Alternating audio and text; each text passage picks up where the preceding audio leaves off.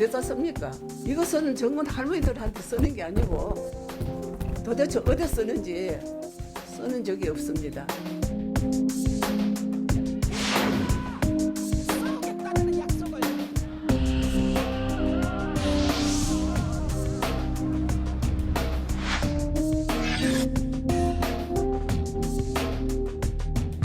불투명한 회계 논란에 휩싸인 정의기억연대가 해외 사업에서도 후원금을 엉터리로 썼다는 지적이 나왔습니다. 정의기억연대와 윤미향 당선인을 둘러싼 후원금 논란이 이번에는 위안부 피해자 할머니들을 위한 쉼터 관련 논란으로 번졌습니다.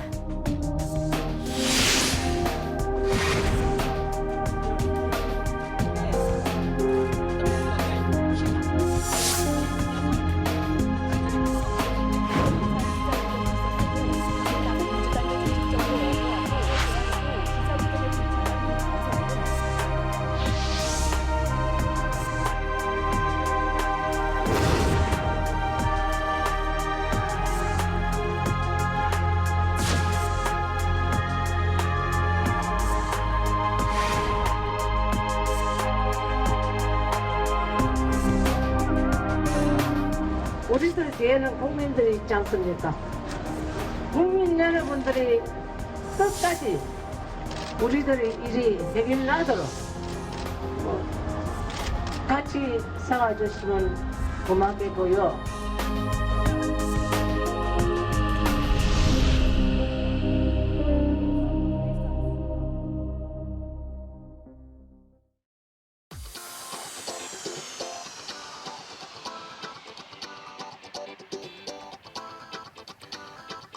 시민 여러분 안녕하십니까? TV민생연구소입니다. 을들의 목소리에 귀 기울이는 TV민생연구소가 오늘은 특별한 순서를 준비하였습니다. 일본군 위안부 피해자인 이용수 할머님의 1, 2차 기자회견으로 범사회적으로 뜨거운 논쟁이 지금 전개되고 있습니다. 네, 그렇습니다. 어제 생중계가 끝난 지 몇 시간 안 지나서 시청률이 나왔어요. 10% 넘었다고 합니다. 그 정도로 온 국민의 관심을 받았습니다. 예, TV민생연구소는 그럼 왜 이 문제에 관심을 가지게 됐을까? 정말 민생 살리기 위해서 애쓰는 많은 공익적 시민단체들까지 함부로 지금 매도되는 분위기도 있고요. 또 일본군 위안부 할머니들, 일본군 성노예 문제를 공론화하면서 헌신적으로 활동했던 공익단체들까지도 도매금으로 지금 비난에 휩싸이는 문제도 있기 때문에 저희는 혹시 잘못된 부분이 있으면 짚겠지만 이렇게 잘못된 문제 제기에 대해서도 좀 냉정하게 짚어보기 위해서 오늘 이 방송을 준비하게 된 것입니다. 네, 그렇습니다. 오늘 이야기를 위해서 네 분 모셨습니다. 먼저 최영일 시사평론가님, 시민사회단체 연대회의 이승훈 사무처장님 나오셨어요. 안녕하세요. 안녕하세요. 반갑습니다. 네, 그리고 한국공익법인협회 자문회원인 고려사이버대학교 세무회계학 허원 교수님, 민주언론 시민연합 이봉우 팀장님 자리해 주셨습니다. 안녕하세요. 안녕하세요. 어려운 주제에 네 분 나와주셔서 고맙습니다. 최영일 평론가님은 네. 정말 다른 방송에서 훨씬 많이 뵙는데 네네. 나와주셔서 네. 고맙고요. 늘 나오고 싶었죠. 예, 그러니까 감사합니다. 저희도 모시고 싶었는데 오늘 처음 불러주셨어요. 네. 아무튼 뭐 굉장히 지금 뜨겁고 뜨겁습니다. 사실 많은 분들이 속상해하고 네네. 또 심지어 힘들어하기도 합니다.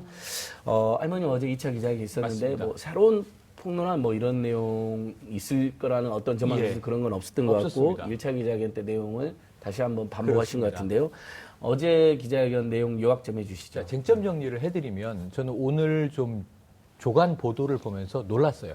이게 뭐냐면 조금 언론이 이 사안이 역사적인 문제고 할머니들의 인권 문제, 복지 문제도 있는데 너무 선정적으로 소비하고 있다. 네. 예를 들면 헤드라인이 이런 겁니다. 자, 이용수 할머니 그동안 이 정대협이 정 의원이 팔아먹었다. 또 이용했다. 주로 이런 겁니다. 이거 보수 진보 매체를 망라하고 이런 헤드라인입니다. 자, 어제 저는 객관적으로 듣고자 노력을 했는데요. 자, 이용수 할머니는 그동안 언론이 제기한 수많은 문제를 다 묶어서 검찰이 수사해서 법적 처리할 문제다라고 언급 안 하셨어요. 다만 그럼에도 불구하고 돈 사용에 대한 의문 제기는 하셨어요. 분명히.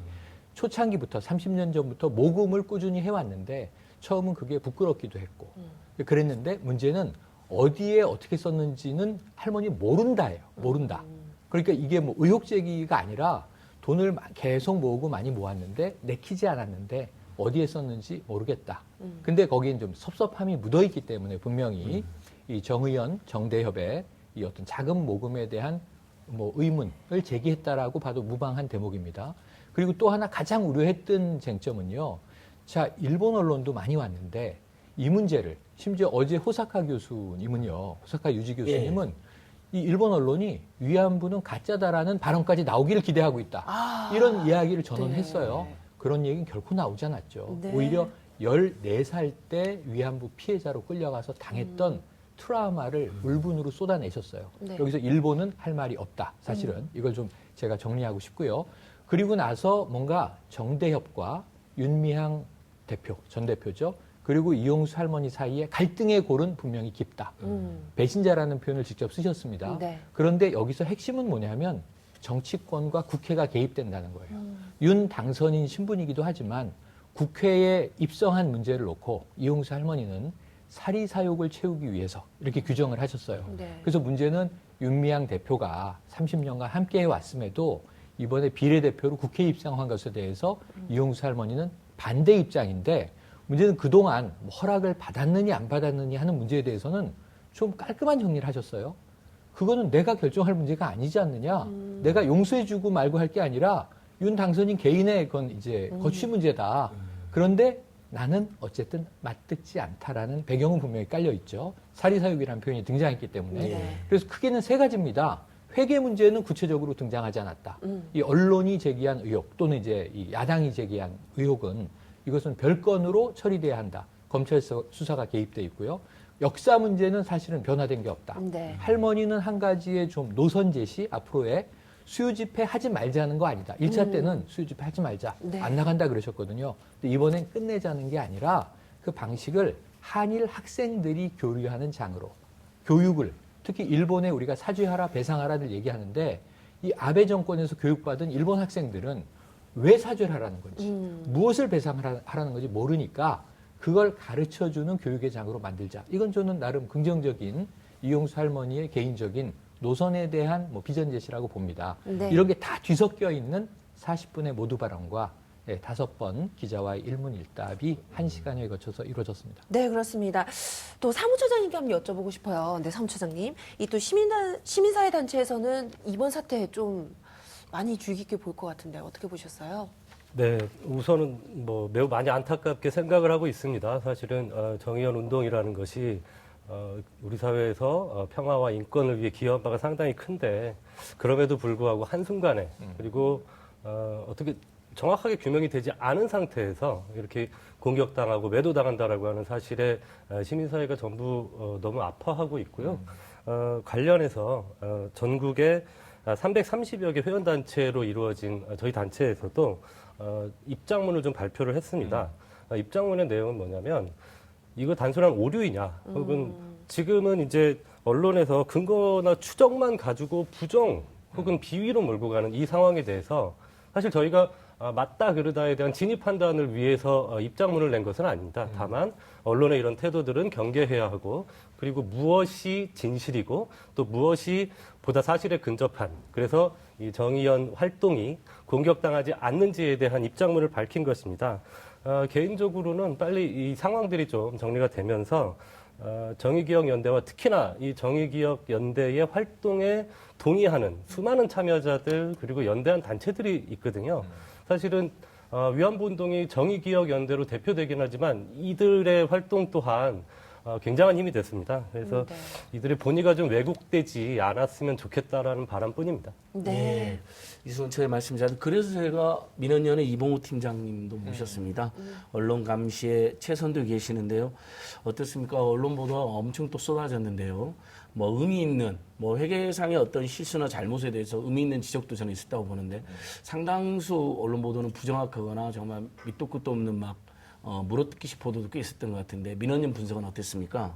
네, 민주언론시민연합에서 실제로 보도량을 산정해 본 결과 말씀하신 경향이 뚜렷하게 드러납니다.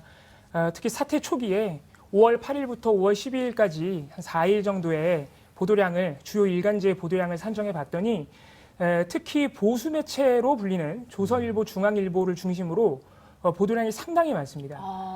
그러네요. 그렇습니다. 이른바 이제 진보 매체라고 할 수 있는 한겨레 경향에 비하면 보도량이 크게는 3배까지 차이가 납니다.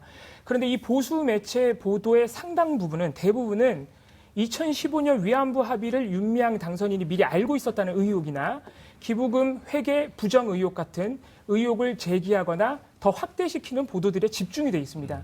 심지어는 윤미향 당선인과 이용수 할머니의 관계를, 그 갈등을 더욱더 확대하거나 이간질하는 경향의 보도까지 나타나고 있었고, 이 문제를 정치적인 공방의 일환으로 소화하는 보도들도 상당히 많습니다. 그에 반해서 정의기억연대나 윤미향 당선인의 어떤 해명이나 반박 또는 이 의혹, 갈등의 배경을 한번 규명해 보려는 차원의 보도들은 상대적으로 굉장히 부족한 상황입니다. 그리고 지금 또 사태가 20여일 정도 더 진행이 됐는데 현 상황에서는 진보 보수 할 것 없이 이미 이 기부금 부실 관리 의혹이 윤미향 당선인 또는 정의기억연대의 기부금 유용 또는 개인적인 착복 의혹으로 넘어간 상황이거든요. 그런 의혹 보도를 진보 보수 매체 할 것 없이 지금은 이미 상당히 쏟아내고 있는 상황이라고 할 수 있습니다. 네, 그렇습니다. 홍 교수님 좀 이따가 자세히 이야기해 주시겠지만 시민의 한 사람은 어제 기자회 뭐 다들 마음 아파하고 안타까웠을 텐데 간단한 평 한번 해주시고 넘어가시죠. 네, 어떠셨어요 기자회견? 평을요. 네. 그러니까 사실 지금 사실 판단 부분은 제가 뒤에서 차차 설명을 드리긴 할 텐데요. 지금 계속 반복적으로 의혹이 제기되고 있고 이것이 이제 사실 여부를 떠나서 이제 어떤 그 목적을 가지고 의혹을 제기하는 것이 아닌가 이런 아쉬움이 좀 남는. 네, 그렇습니다. 셈회계 관련돼서는 저희가 또 잠시 후에 얘기 나눠보도록 하고요. 자, 지금 보니까 지난주에 또 급기야 이 안타까운 사건도 발생해서요. 저희 제작진들이 사건 현장을 찾아가 봤습니다. 무슨 일이 있었던 걸까요? 밀착 취재했습니다. 함께 보시죠. 인근 신도 위안부로 강제로 끌려갔던 큰아들이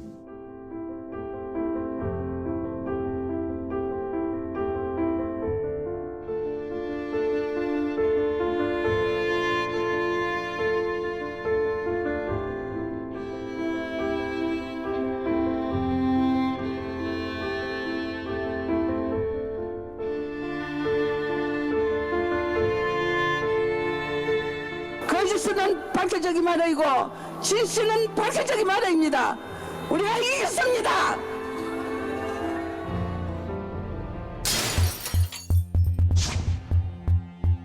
저는 수요 대본을 마치랍니다.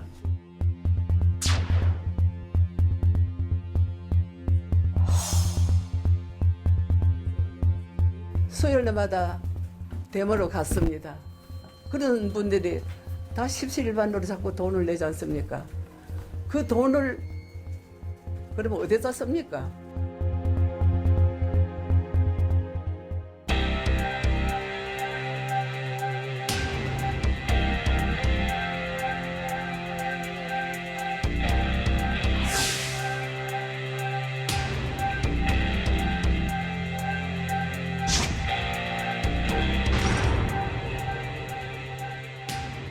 (13세) 나이에 위안부 생활을 했다는 증언이나 기록은 어디에도 없습니다.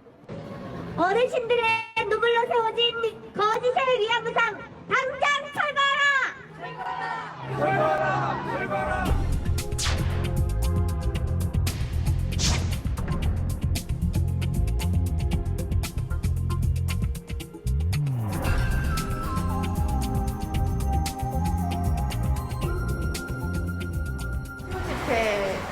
중단이라든지 그런 부분들 주장하고 계시다고 하셔가지고 저희 인터뷰 요청 좀 드리려고요. 당분간 안 하기로 했고. 혹시 뭐 특별한 다른 이유라도 있으실까요? 최근에 우리가 손해상 철거 수요 집회 중단 요구를 하는 것을 두고 마치 지금 정대협 사태에 갑자기 끼어들어서 그런 그 요구를 하는 것처럼 그런 식으로 왜곡 보도를 하는 방송이 많아서 그런 이유로 인터뷰에 응하지 않기로 했습니다.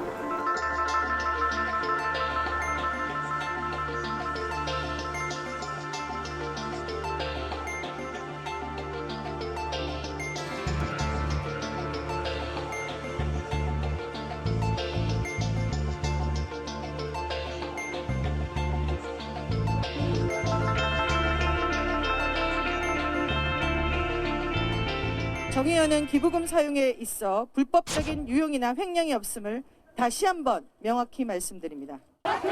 정의기억연대 즉각 해체하라! 해체하라! 해체하라!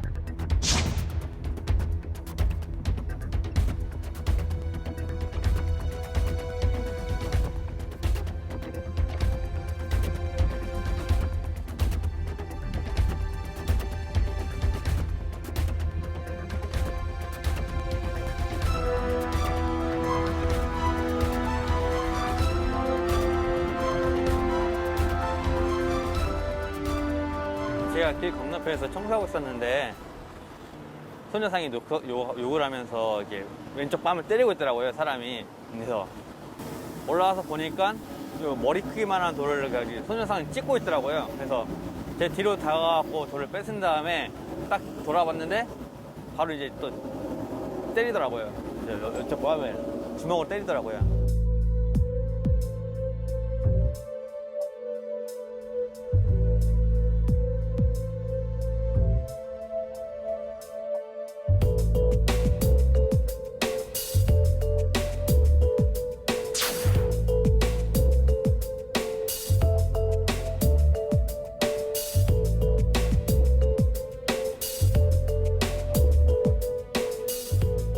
역사 의식이 없는 젊은 사람들 진짜 열받더라고요. 되게 뜻깊은 건데 그거를 그렇게 한다는 것 자체가 좀 안쓰럽죠. 내 마음이 터질 것만 같아. 누군지 한번 보고 싶고 어떤 사람인가 보고 싶어. 누가 그랬는지. 내가 알고 있는 그 소녀상이 아닌가? 소녀상은 여러 군데 있지만 흑석동이라 하니까 이게 아닌가 싶어서 지하철 타러 가다가 다시 한번 들여다봤어요.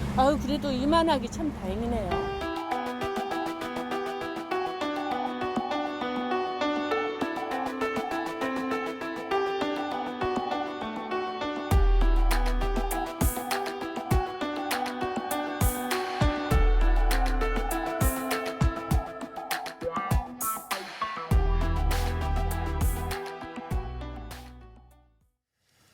예, 정의기억연대 활동에 무언가 실수나 잘못 있으면 바로 잡으면 될 일인데 아예 일본군 위안부 진상해명운동 자체를 그냥 무력화하려고 하는 건 아닌지 아주 우려된 상황인데요.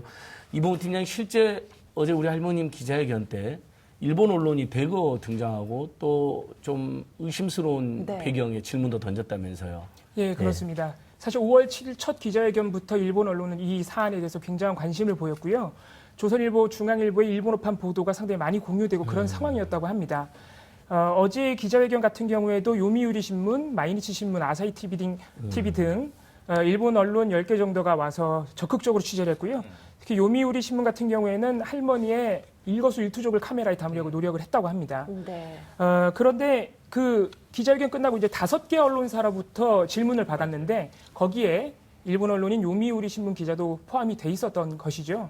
그래서 거기서 또 이제 논란이 될 수도 있는 질문을 해서 그게 또 화제가 되고 있는 그런 상황입니다. 네. 이 기자회견 직후에 이런 추가 질문이 있었어요. 이 일본 언론에서 2015년 한일 위안부 합의 때 윤 당선인이 다른 할머니들에게 일본 돈 받지 말라고 한 보도가 나왔다.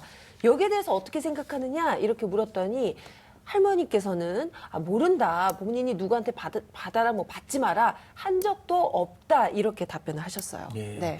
예전에 받지 마라고 하셨다는 보도는 이용수 할머님이 전한 거로 기억나는데 이번 팀장 현장에서는 어떻게 답을 정확히 하셨나요? 할머니께서는? 이용수 할머니의 어제 기자회견에서의 답변을 요약해 드리자면 나는 그런 거 모른다.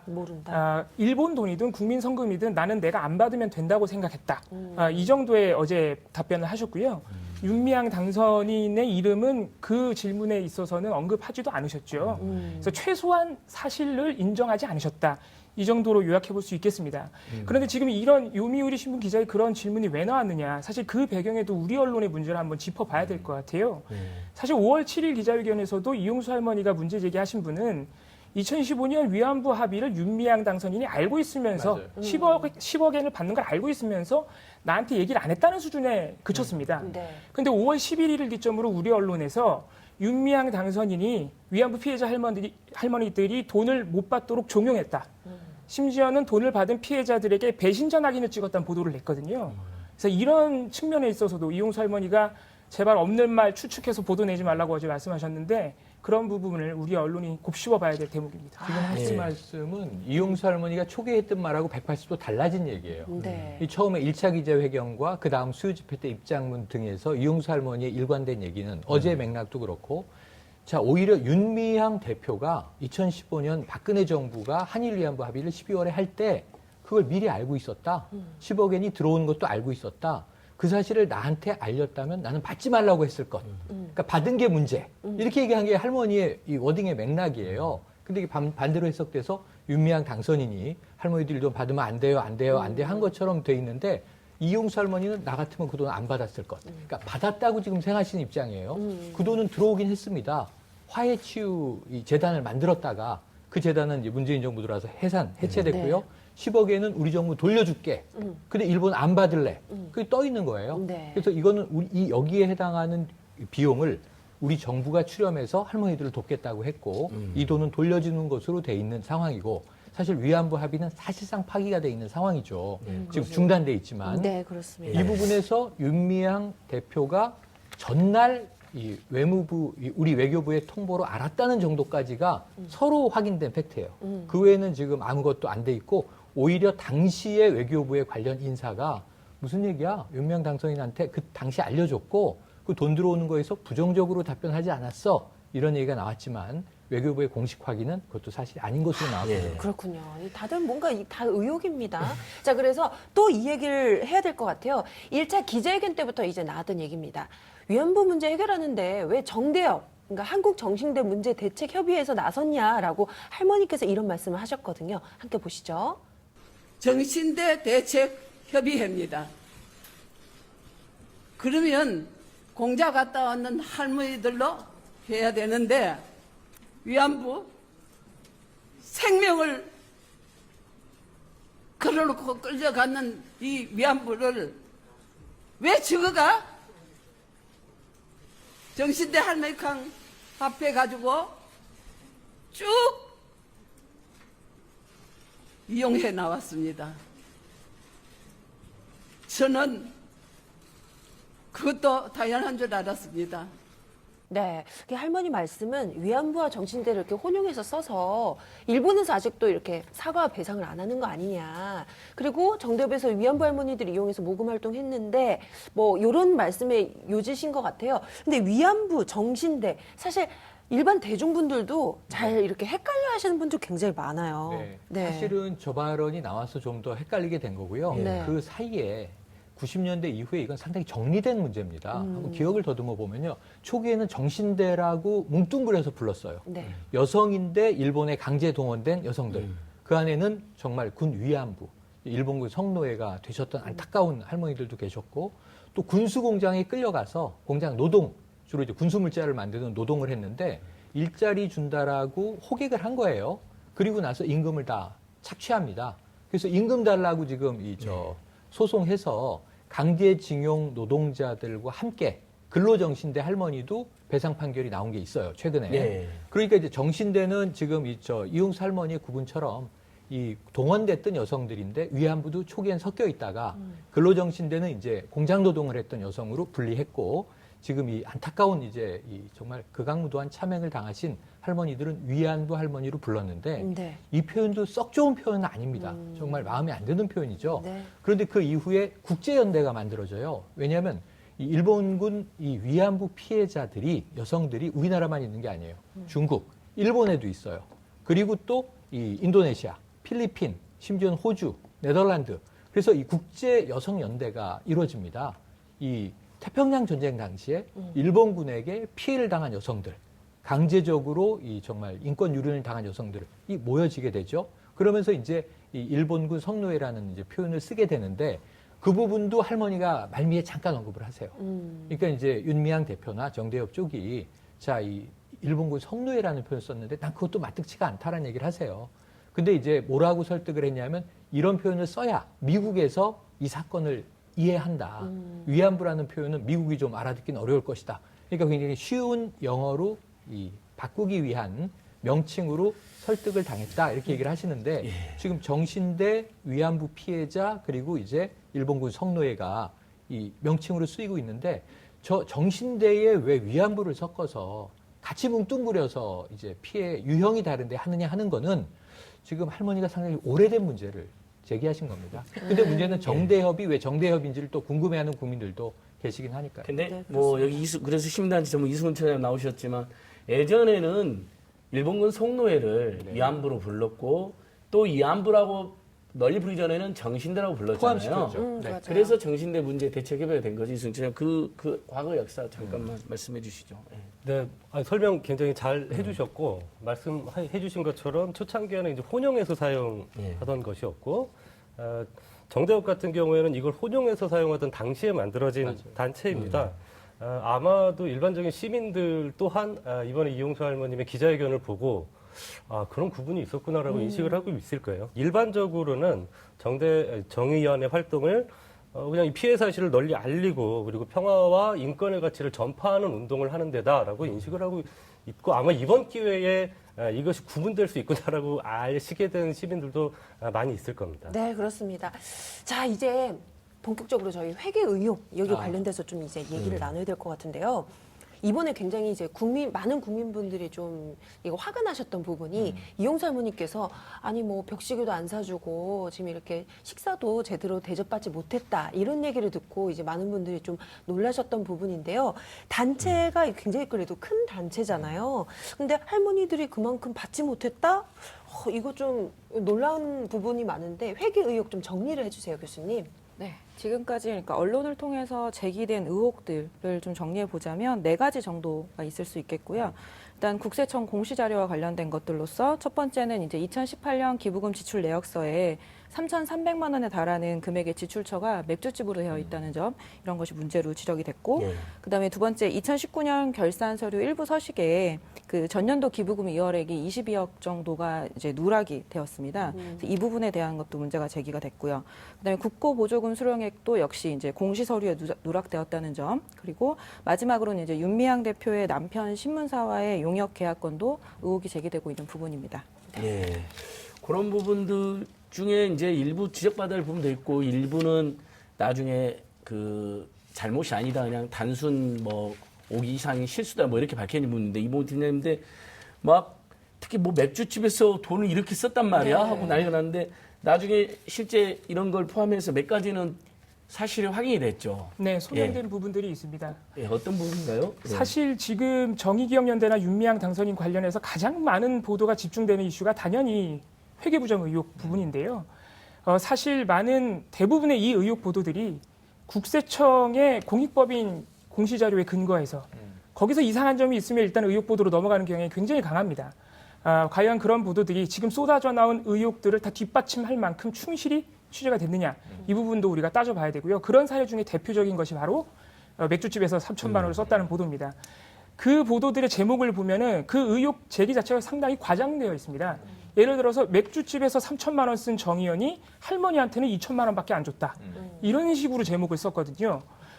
맥주집에서 수상한 술값 뭐 이런 식의 제목도 있습니다. 사실 그 3천만 원 안에는 그 해에 쓴 그러니까 모금 사업비에 쓴 돈을 거기다 다 써놓은 것인데 마치 맥주집에서만 정말 술을 먹은 것처럼 지금 과장이 돼버린 상황이죠. 사실 이 기부금과 관련된 의혹 보도들이 이렇게 과장된 것이 꼭 이 사례뿐만이 아닙니다. 상당히 많은데 그런 부분들을 우리가 차근차근 나중에라도 되짚어볼 필요가 있습니다. 네, 사무처장님 이것 좀 여쭤보고 싶어요.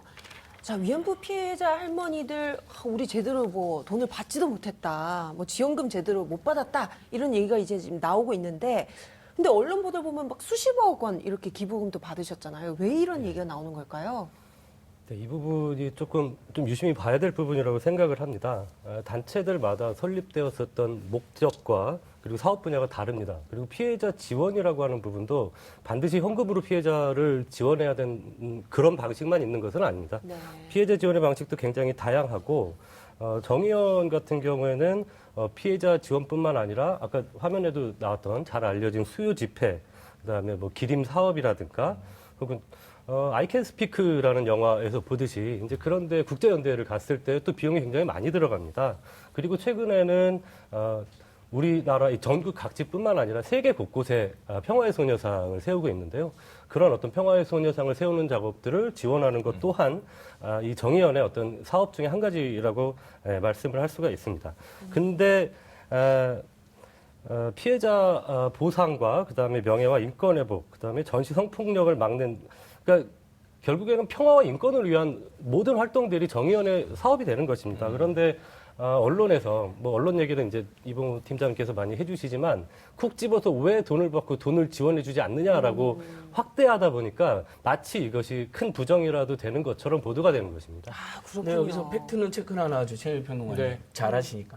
실제 근데 정의경연대에서 1억 이상은 지원한 건 확인이 됐죠. 영수증까지. 네, 맞습니다. 할머님 사인들도 다 있었고. 네, 맞습니다. 매달 국가에서 지원하는 그 제도도 만든 것도 사실 맞습니다. 확인이 됐죠. 그러니까 정의경연대가 한 푼도 안 줬다 뭐 이렇게 혹시 오해하는 분들이 있어요. 그러니까 이게 문제가 있어요. 초기에는 정의기억연대가 해명을 했어요. 자, 22억 원 연간 모금된 기부금 중에 9억 원 정도가 할머니들에게 쓰였다. 근데 할머니들은 이 돈은 다 지원해줘야 되는 거 아니냐? 아니다.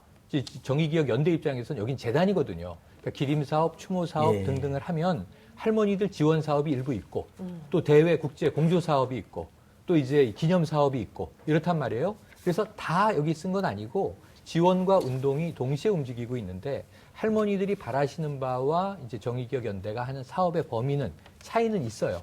근데 문제는 워낙 의혹이 매일 새롭게 나오다 보니까 아까 3,300만 원 맥주집 또 하나는 2018년에 고 안점순 할머니가 돌아가셨을 때 4억 7천만 원을 관련 집행을 했는데 이해에 연간 정의연의 사업비가 4억 6,900쯤 되더라. 그럼 1년 예산을 할머니에게 줬다고 했는데 안 준 거 아니냐. 할머니에게 줬다고 한 적이 없어요. 안점순 할머니 이름으로 돼 있고 그 해에 할머니들 관련 사업을 다 모아는 겁니다. 그럼 조직운영비와 할머니 지원 사업이 50대 50이었던 거거든요. 근데 이런 부분들을 해석을 다르게 하고 있는 거예요. 이런 부분들은 조금 이제 악의적인 왜곡들이 들어가 있다는 점은 우리가 짚어야 되는데 이게 지금 막 그냥 물에 물 탄 듯 흘러가고 있어서 안타까움이 있습니다. 네, 그렇습니다. 이렇게 팩트를 짚어가면서 네. 또 혹시 모자랐던 부분을 지원 한번 해보죠. 네, 그렇습니다. 사무처장님, 이 2월된 기부금 22억 행방, 이것도 굉장히 지금 좀 논란이 되고 있어요.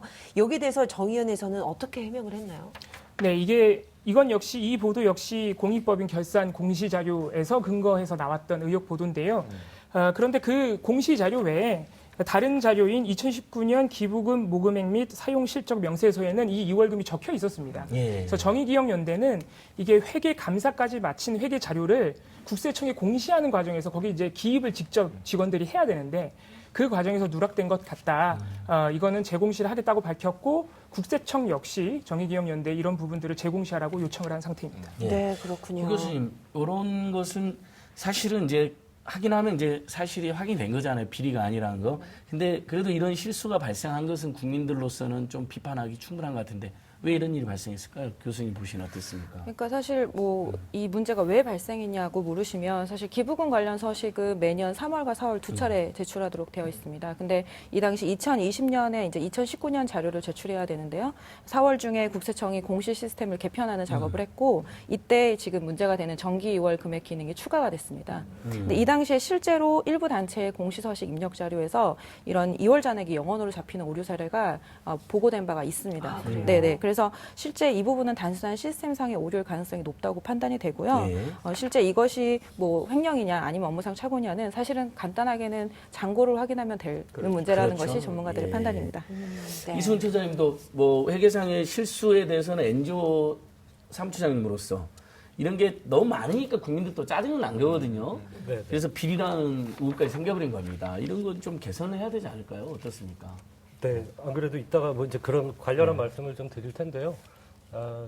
NGO 단체들이 사실은 지금은 이제 뭐 사단법인, 뭐 비영리 민간단체 이런 방식으로 등록이 좀 돼 있긴 하지만 과거에는 사단법인 형식도 비영리 민간단체 방식으로도 등록이 안 돼 있었던 시절이 꽤 오래됐습니다. 그리고 점차 회계와 관련한 투명하게 기록하고 그다음에 공시하고 이런 것들을 점점점 채워나가면서 이제 가고 있는 추세지만 그럼에도 불구하고 부족한 부분이 있다면 차제에 이제 그런 부분들은 많이 개선이 돼야 될 거라고 생각합니다. 네, 예, 그렇습니다. 날카로운 평론가님, 최영희 평론가님께 여쭙겠습니다. 저도 굉장히 마음이 무겁거든요. 네. 사실 NGO 스텝을 저도 수십 년 해봐서 개인 행령 비리는 사실 구조적으로 벌어지기는 어렵다고 보는데 어쨌든 우리 국민들이 의혹을 가지고 계신 분도 있으니까 평론은 지금까지 보기에는 어땠습니까? 이게 개인 비리면 사실 책임져야 되는 거잖아요. 그렇죠. 그 유명 대표가 그건 책임져야 되는 거죠. 사법적 침뿐만 아니라 의원직도 사퇴될 사안인데 지금까지 분석이라든지 이런 논란은 어떻습니까? 예, 그러니까 저도 이제 확답은 못 드리죠. 아무도 팩트를 모릅니다. 여기 있는 사람도 우리 그렇죠. 시청자분들도 이건 뭐 이제 단체와 그리고 윤미향 대표 그리고 이제 이 할머니 이용수 할머니는 모른다고 이미 언명을 하셨기 때문에 저는 이게 문제가 쉽게 해결될 것이다. 문제가 있을 수도 있고 개선 사항이 나올 수도 있어요. 전 행정안전부가 애초에 딱 못을 박았거든요. 의혹 초기에 22일까지 기부금과 관련된 모든 입지출 내역을 제공하라. 우리가 감사한다. 그럼 이게 정부 감사가 제일 깔끔한 거예요. 그렇죠. 그다음에 의혹이 그래도 커지니까 이제 단체 쪽에서 자 그럼 우린 복수의 공인회계사에게 검토를 받겠다. 근데 문제는 자료가 다 검찰에 가 있어요. 검찰의 압수수색이 급격하게 이루어지면서 행안부의 감사가 불발이 됐습니다. 그다음에 공인회계사도 뭐 자료가 없으니 우리가 분석할 게 없소. 이렇게 돼버린 거예요. 그럼 모든 건 이제 검찰의 결정에 칼날에 이제 있는데 결국은 부실과 부정의 사이에 있는 거예요. 지금 부실로 떨어지면 전 비판은 받을지언정 뭐 누군가 책임자가 책임질 수도 있어요. 앞으로 바꾸면 되거든요. 맞아요. 투명화하면 되고. 근데 부정으로 떨어지면 이게 지금 보수 성향의 시민단체가 10건 이상 고발된 건데 자 횡령, 그다음 배임, 그다음에 사기 이런 거예요. 그럼 이게 공적으로 할머니들 사업에 써달라는 돈이 개인적으로 착복되거나 유용됐다. 근데 대부분의 의혹은 여기에 방점이 있습니다. 예를 들면 지금 통합당의 TF가 곽상도 의원이 위원장인데 이런 얘기를 한 거죠. 공교롭게도 92년부터 정대협이 활동을 시작했는데 95년도부터 이 윤미향 대표의 일가가 5채의 집을 매우 이 현금으로 구입했다. 근데 이게 제가 보면 95년부터 2017년까지면요. 저도 집을 한 5번 이상 이사를 했어요. 맞아요. 전세 살다가 내 집 마련했다가 살림이 어려워져서 또 전세 갔다가 대출 끼고 집 사고 이런 각각 가구마다 히스토리가 있습니다. 그리고 도대체 92년부터 95년 사이가 뭐가 공교롭게 맞습니까? 3년이면 제가 군대를 갔다 올 시절이에요. 하세월 지납니다. 92년엔 서태지와 아이들이 데뷔했고요. 95년엔 H.O.T가 나왔거든요. 다른 시대예요. 그렇죠. 그러니까 이런 것들을 보면 마치 시간이 붙어 있는 것처럼 얘기하는 게 악의적이다라는 생각이 들어서 아직은 부실과 부정 사이에 어느 쪽으로 결정이 날지는 저도 확답을 못 드리지만 문제는 검찰의 의도가 없이 전 검찰도 처음에 이 수사를 좀 꺼렸다는 얘기를 법조계로부터 들었는데 정말 깔끔하게 이 진위를 판단해 주기를 기대할 수밖에 없겠습니다. 예, 우리 언론보도이나 이봉훈 팀장이 엄청 답답해 하시는데 그 보도가 문제가 됐죠. 그 연합뉴스가 보도한 무슨 5채를 현금으로 샀다. 예. 그게 5채가 아니라 지금 한 채를 5번 샀다는 거 아닌가요? 이렇게 그렇죠. 이사 가면서. 예, 방금 전에 최영일 평론가 말씀하신 것처럼 아니라는 거예요. 그렇죠. 5채 한꺼번에 산 게 아니라. 네. 20여 년 동안. 그렇죠. 그래서 제목이 굉장히 좀 오해를 불러살 만한 그런 사례들이 많이 있습니다. 그렇죠. 자, 허은 교수님, 요건 하나 꼭 여쭤봐야 될 것 같아요. 안성 쉼터를 관리하신 분이 우리 윤미향 씨의 아버님이었잖아요. 뭐 급여는 보니까 뭐 한 달 70만, 80만 원 받았기 때문에 특혜를 보기 어렵다는 의견이 많긴 하지만 그래도 왜 하필 아버지였나 이런 아쉬움도 남고 그런 지적도 있는 것 같아요. 혹시 여기서는 큰 문제는 없나요? 어떻습니까? 그러니까 뭐 실제 근로가 있었고 거기에 적절한 인건비가 지급됐다면 뭐 그 자체가 뭐 횡령이거나 이런 문제는 없습니다. 근데 다만 경우에 따라서 세법에서는 문제가 되는 경우가 있을 수 있는데요. 이제 상증세법에서는 이제 기부자 중에서 출연자로 이렇게 분류되는 경우들이 있는데 어떤 경우냐면 정의연처럼 총 재산 가액이 20억 원 이상인 경우에 이런 법인에 2천만 원 이상의 기부를 하게 되면 이를 출연자로 부르고요. 이런 출연자의 가족에게 인건비를 지급하게 되면 이것에 대해서 100% 가산세를 부과하게 됩니다. 근데 이거는 이제 이런 가산세라는 거는 세법상 의무나 절차를 위반한 것에 대한 어떤 과태료적인 성격의 세금이 것이고요. 이게 이제 사법상으로도 불법이거나 위법이다 이렇게 단정 지을 수는 없는 부분입니다. 네, 그렇군요. 네, 그렇습니다. 자, 이렇게 저희가 또 시간이 지금 약간 그래서 근데 이거 한번 질문하고 또 넘어가도록 할게요. 그 남편이 운영하는 신문사와 거래가 가능했냐 뭐 이런 또 이 얘기들이 많아요. 이게 왜 당시에는 또 문제가 안 됐다가 지금 나왔을까요? 네. 뭐 당시에 왜 문제가 안 됐는지는 잘 모르겠지만 일단 세법에서는 특수관계인의 개념이 있고요. 이 특수관계인 간의 거래에는 많은 제약이 있습니다. 당연히 부부는 특수관계인의 범위에 포함이 되고요. 따라서 이 경우도 사실 판단의 문제인데요. 이 거래가 있었다는 것 자체가 문제가 되진 않고요. 거래의 적정가를 따져봐서 만약에 그렇죠. 적정가보다 많이 받았다면 문제가 될 수 있는 부분입니다. 네. 적게 받았다면 오히려 도와준 것일 네, 수도 있고. 기부가 된 것으로 볼 수도 있습니다. 시청자 시민 여러분들께서도 지금 쏟아지는 보도를 우리가 무편적으로 수용하지 않는다는 건 요즘 민주 시민들이 다들 이야기하시는 부분이잖아요. 그러니까 하나씩 팩트 체크해가면서 차분하게 판단하셔도 될 것 같습니다. 네, 그렇습니다. 자, 이용수 할머님께서 지적하신 부분이 많아요. 수요 집회 방향성, 뭐 위안부 피할머니들을 위해서 적극적인 지원이 필요하다. 정말 이거 다 옳고 공감되는 말씀이십니다.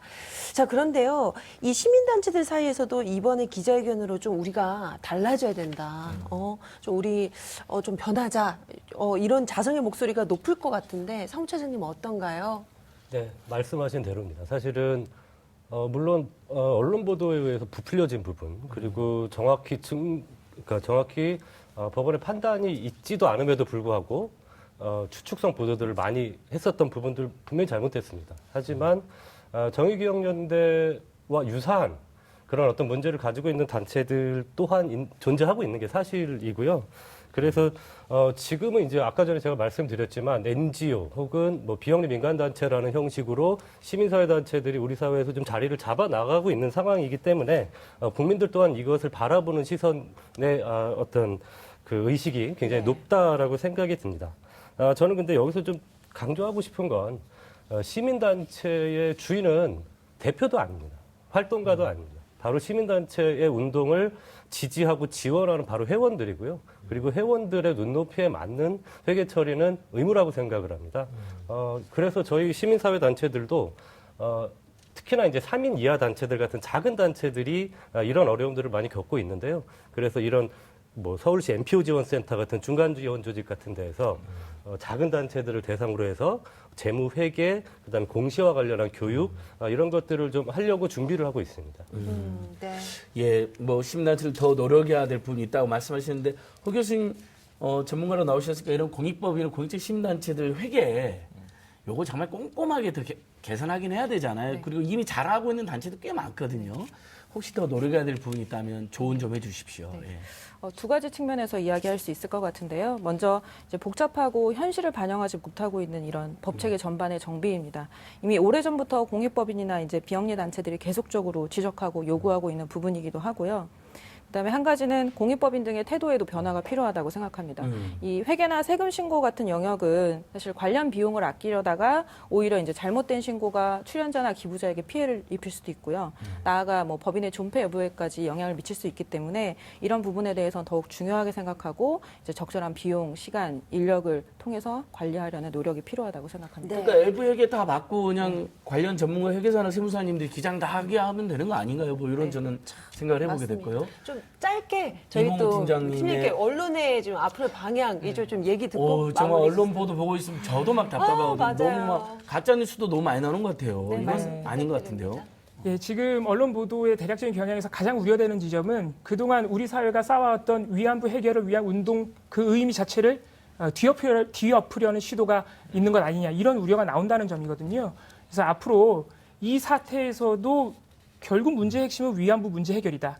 거기에 방해가 됐던 것은 일본 정부에게 책임이 있다. 이런 부분에 대해서 그런 차원에서 문제의식을 갖고 보도를 더 해나가야 되지 않나 이런 생각이 듭니다. 네. 그리고 저도 일부 언론 보도 보니까 한일 위안부 2015년 정말 잘못된 거라고 모든 대한민국이 지었는데 그게 잘된 건데 누구죠?